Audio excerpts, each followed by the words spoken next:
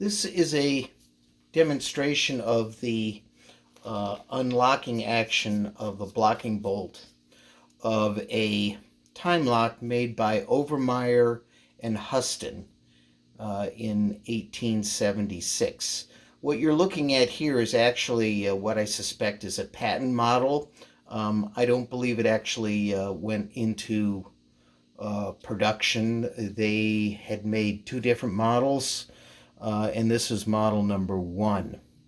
What I'm demonstrating on this here is the bolt action here. This is actually a bolt blocking device. So you would have your bolt sliding here, and with it being on off guard, this would be tipped upward, and you would then be able to slide the bolt work all the way back.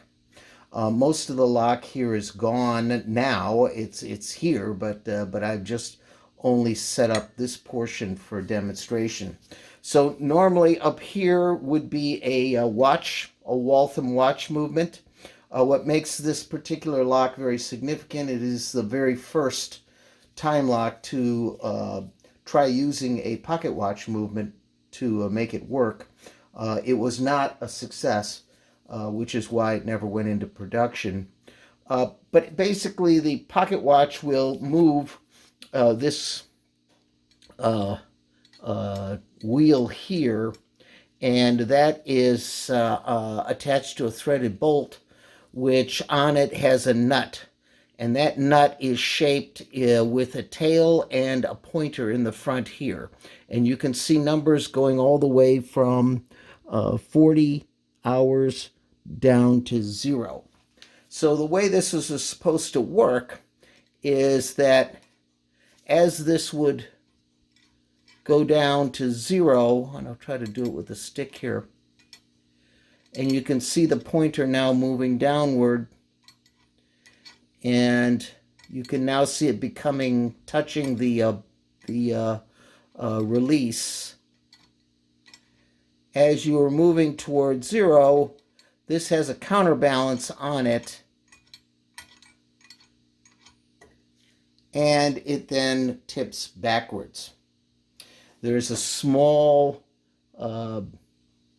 wire here that is attached to this counterbalance, and that is then pushed in turn by the tail.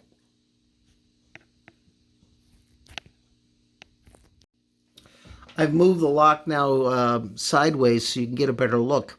And here is the counterbalanced blocking bolt. And in the back here, and I'll push this down with my finger, you can see the wire right here and the tail of this nut here. The tail is here, and underneath the tail is this wire that you can see right back here.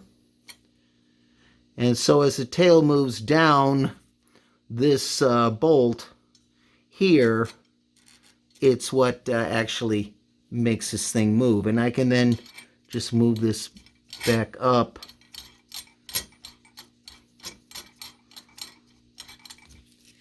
and this can be tipped back down, and then you can see again as this tail moves downward, it will push this and tip it backwards. It's all a rather crudely set up device. Again, I believe it was a patent model, which is why it has a little bit of crudity to it. One of the biggest problems that I can see in this design is, of course, this counterbalanced bolt here. Now, if this is mounted to a safe and somebody tips the safe backwards, like so, not very far, this thing will tip backwards, and they will then be able to dial in the combination and slide this bolt back, thus defeating the time lock. So no matter how far up this is, and you could dial this back up to where It's now reading about 16 hours left till it's supposed to unlock or put the time lock off guard. You know, you just tip the safe back a little bit, and bingo, you're done.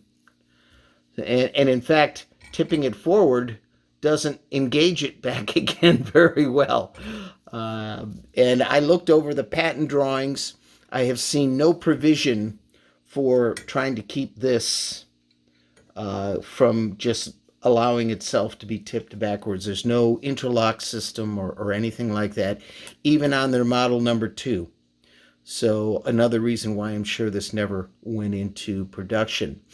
Again, the significant thing about this design is that it is the first time that there was an attempt to use pocket watch movements to substitute for the E. Howard monopoly that they had at the time on time lock movements.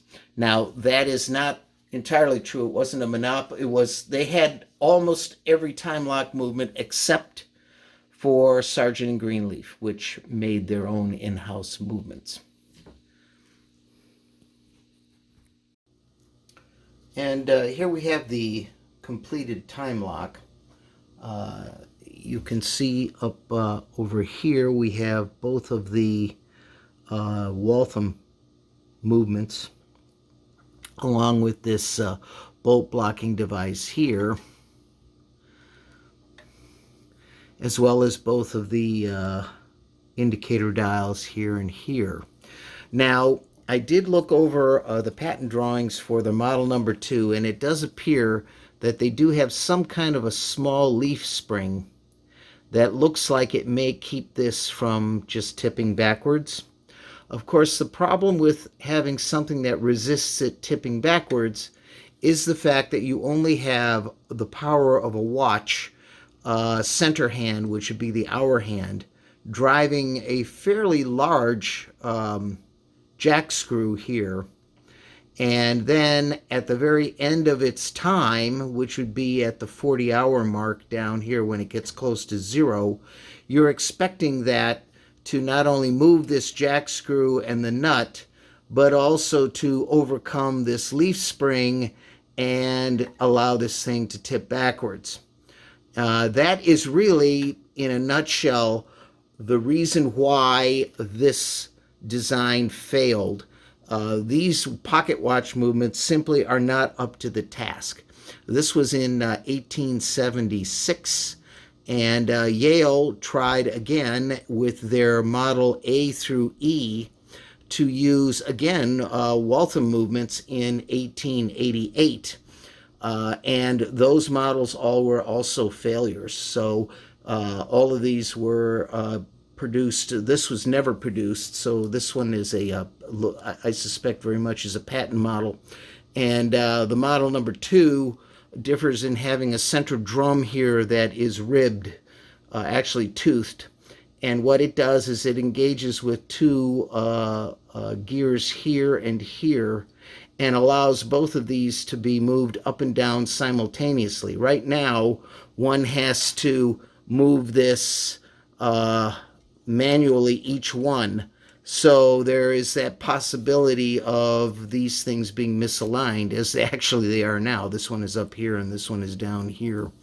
The other thing about this time lock is that you have a friction fit between the watch and the jack screw. And after, I would imagine, a couple of hundred at most cycles of turning this wheel to set it back from 0 up to 40 or 25 or however amount of hours you want, that friction fit is going to start to fail, and the watch will stop driving the jack screw and therefore not be able to tip this backwards and put the lock off guard. A better design would have been for them to have used a ratchet up here so that as you wound this thing back, it would just simply click the ratchet and not move the friction fit, which would have given a whole lot more life to this lock.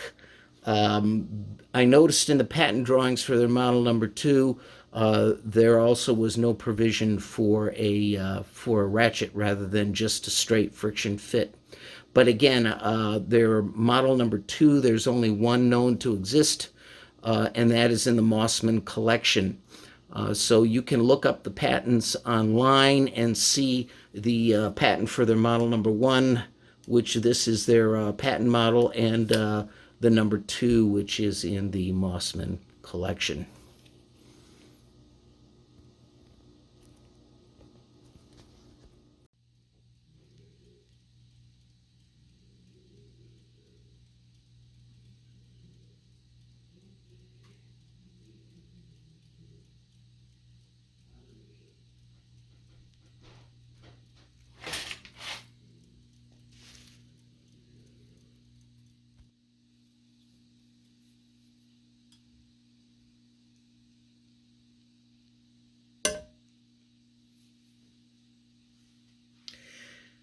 And if anyone recognizes this scalloped door design from another time lock, I would really like to know about it. I believe that the case and time lock was made by the Consolidated, or at the time, the Hall Safe and Lock Company. They did do the model number 2 patent model for Overmyer and Huston. And I believe that they also had made a time lock patent model for another set of inventors that used this very same scalloped opening. And I believe I've seen it years ago, but I can't recall. So if anyone recognizes that, I would really appreciate being contacted.